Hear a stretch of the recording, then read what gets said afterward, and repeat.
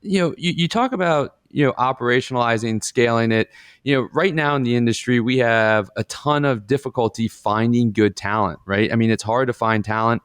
It's hard to train talent. One of the biggest challenges, I think, when you hire young, for a lot of firms, because they're just trying to plug holes because they got so much holes to fill right now, that it just takes time to train them, and people don't have time to train them.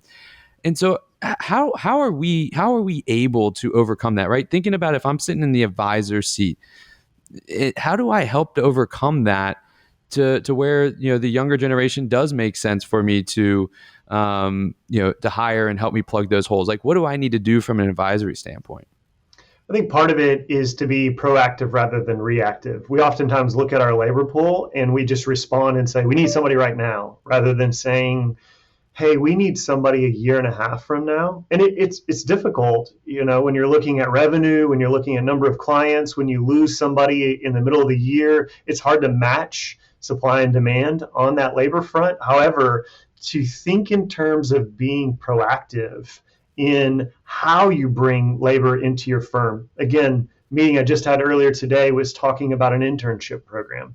You really want to see the value of the next generation and do it at a low cost entry point.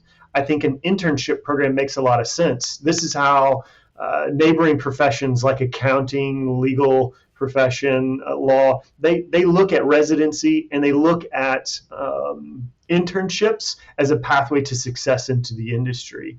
The next piece is maybe considering the alternative aspects that the next generation can bring from a value proposition to your firm.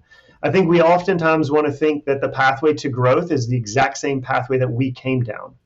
And there is some truth to that. And we have a close relationship to that. It's almost like the past performance is not an indicator of future performance.